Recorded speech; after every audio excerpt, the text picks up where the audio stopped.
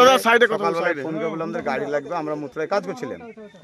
ওই মুত্রা আপনার তেল পাম্পের এখানে, পেট্রোল পাম্পের এখানে কি ঘটছিল? এখানে ঘটছিল। এবার আমরা গাড়ি এসে কাজে লাগালাম, গ্রামের লোক এলো, হ্যাঁ, দিয়ে বলছে জমিতে ধান কাটিও না, হ্যাঁ।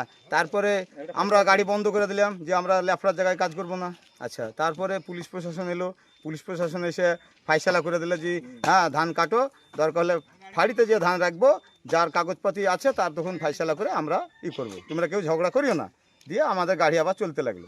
তারপরে পাবলিক এসে একটার পর একটা আসে, বোম বোম একবার ঝোলা ধরুন, বোম বোম বাস্ট করেনি, হ্যাঁ, মেশিন টেশিন সবই ছিল, হ্যাঁ। আমার একটা ভাই গাড়ি চালক, হ্যাঁ, সেই ভাইকে এসে আঘাত করে, তা অজুহাত করে যে আমাকে মারিও না ভাই, আমার তো কোনো দোষ নাই, আমরা চলে যাবো, আমাদেরকে মারিও না, হ্যাঁ। তবুও এইখানে ইটে বাড়ি মানে ইটে ধাক্কা মানে দেয়, ঘুষি মারার মতন করে মারে, আর একটা পোখে বাড়ি মারে, আর একটা হেল্পারকে বেড়ায়, হ্যাঁ।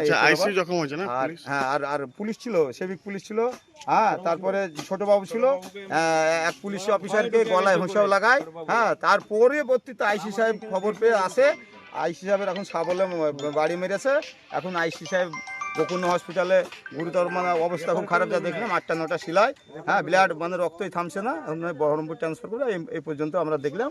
আমার গাড়ি একটা বাইক ছিল, বাইকের আমার দুটো ট্র্যাক্টর, একটা আমার হারভেস্টার, একটা বাইকের মানে বাইকটাকে ভাঙচুর করে দিয়েছে, হারভেস্টারও বেরোচ্ছে উপরে, আমার কিস্তির গাড়ি, হ্যাঁ, আমার সিজনের গাড়ি, এটা আমার সবসময় চলে না, আমার 90,000 টাকা মাসে কিস্তি, আমার এই কটা দিন 10 দিন 15 দিন গাড়িটা চলে, হ্যাঁ। আপনার কি নাম? আমার নাম হচ্ছে জালালউদ্দিন শেখ, বাড়ি